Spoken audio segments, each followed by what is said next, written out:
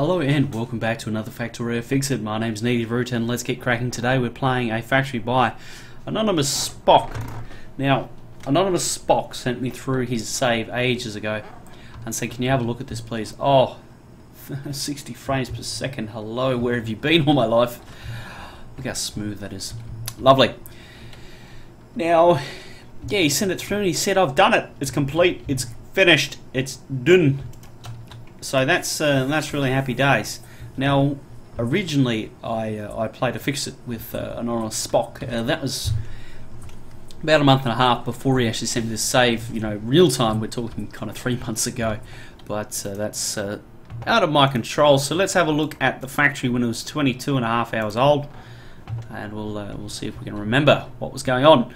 Okay, so looks pretty straightforward. I fixed a couple of things from memory. There wasn't really anything major going on that needed correction. Production and capacity and looks good. Frame rate, come on.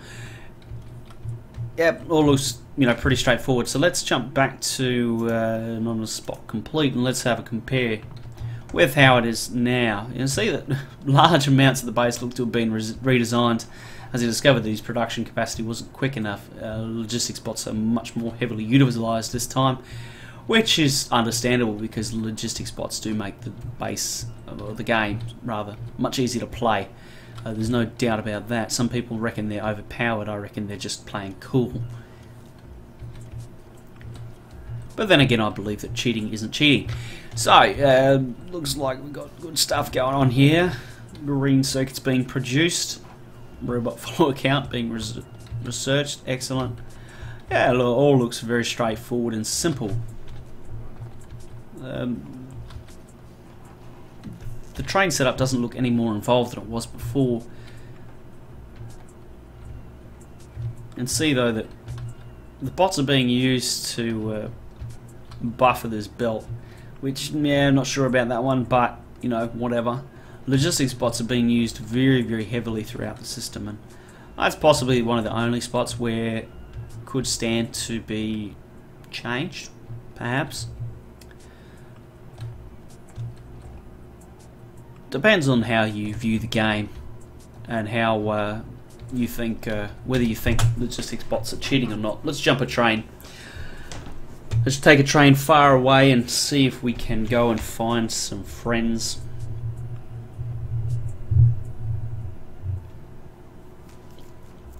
When it finishes loading. It's only 20-second wait time, so that's okay. In the meantime, I can gas bag. So we've got main train station. It's just unloading into passive providers. I think if we had a look, yep. So iron in MA and copper in MA. Iron mine A, copper mine A, iron mine B, and yeah. So that all makes a vague kind of sense. And indeed, what you could do is you could well, here's a suggestion, right? Iron mining base. What I'll do is I'll just wait here, because there's ways in which you can set up your trains which are a little bit more versatile. So what I'll do is I'll just suggest to fix it there, and I think that'll pretty much call this video to a halt, because there's not really much that needs fixing. I fixed it the first time round, and well, I didn't really fix that much, but the remainder Anonymous Spock kind of figured out by himself. So we're on our way back down. That curly thing, no good, but alright, we'll leave it. So this crossover thing is bad. It's worse than usual, because there's so many places where a train could get caught and potentially clog up the entire train network, so that's bad, okay? Now, what we could do, right, instead of saying, okay, this is copper and this is copper and this is iron, we could just say this is in M-A. Okay, set the name. In set name. Now what we do is they all come to M-A. What this means is that instead of iron coming here, copper coming here, what'll happen is they'll go to anywhere. If there's somewhere that's open, it'll go to it. So you can see here it's open, so it'll go to it. How good is that?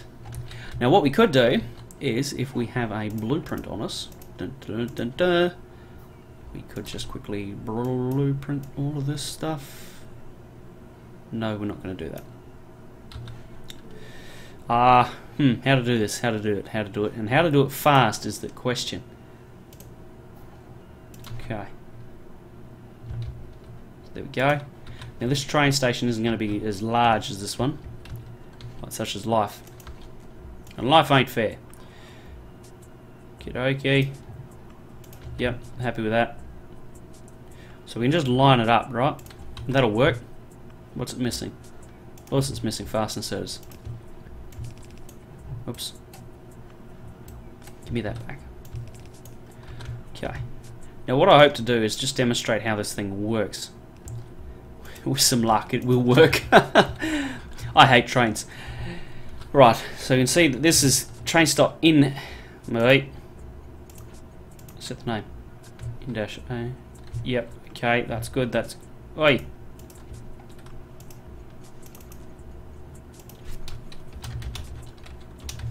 So that's not setting. Set name. Okay, in dash MA, in dash MA.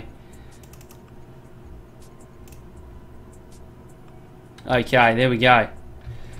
So now we've got three stations that could potentially be used and should be used by any train. They'll just find the right one. Because we're using logistics bots, we don't really need to pre-sort it at all. Oh my lord, all those are backwards. How silly am I?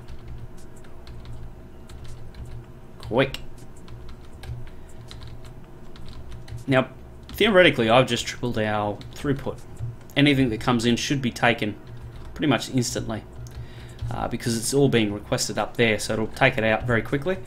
If you wanted to do a similar kind of thing, just a generic unloading station, then you do it via smart inserters that sort your load. That's hard because you can potentially have things being blocked if you don't have the buffer storage. And this kind of solution is susceptible to being blocked as well if iron or copper overload this kind of buffer here. The only other option would be to pretty much double your buffer storage up here to make sure that doesn't happen. Move to something like, something like this. 4, 5, 6. Okay. Now what we'll do is just set down 1, 2, 3, oops, 3, 4, 5, 6. So I had that right. Okay. Replace these. Oops. So copy and paste that instruction across to there. Right, same thing, okay, but now what we're going to do is we're going to introduce an extra 4.8k of storage in between it, which means that, hallelujah, we pretty much guarantee that we need a hell of a lot more iron to gum up the works. So you just got to be aware of that if you're doing kind of a generic unloading station like I've just implemented here. You can see that we've got mixed unloading, which is fine. There's no issues with that, because logistics bots will sort the products out for us. It's not going to affect anything, because these are going to make sure they go to the right places, because they physically cannot work any other way. It's not like one of these logistics bots would be like, oh, I've just introduced copper to your iron line. Sorry, I didn't mean to. No, it doesn't happen. They're not coded that way. It'd be cool if they did, like a random error generator where they just go haywire and you'd have to build a system to accommodate it. That would be really, really funny. But it's not actually in the game, so we live with what we got. Now, one issue is that the trains aren't equal length. So I'm just noticing that we're going to end up with a situation where there's too many wagons, and it's not going to work. So what I'll do is I'll just get rid of that, okay? And every train that comes in, I'll just make sure that... Whoa. Okay, let me help you.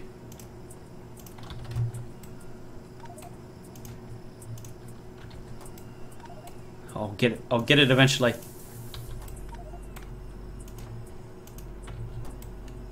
There we go. So that's the right length now. That's the right length. Everything's the right length, which is good. Now, if you wanted to make it so it could handle 3, you just need to extend the station, bring it out here, and do something, joining them here. So that's all fine. We have obviously there's a large amount of iron trains, okay, and fewer copper trains, which I don't know if that's by design or whatever it is, but you have to be aware that yeah, this will gum up the works given eventually, because in the late game copper is much heavily, it's more heavily used than anything else. So what we do is just the same trick over and over again. 1, 2, 3. We can up this to 4.8k because that's what that can hold. 4.8k. Oops, I can just copy and paste that, copy and paste that, that and that. Now we have room to do this. Okay, this is, yeah, just making sure that it'll take longer to gum up the works than actually what it would normally. So we've got that sorted. Obviously we've kind of put the logistics bots under a huge amount of pressure, which means we need to sort that out as well. Also the frame rate, hello. And that's one of the downfalls of logistics bots, is that your frame rate does suffer as a result. Let me just do this quickly. Don't need that, that or that. That, we could have probably kept that, but anyway.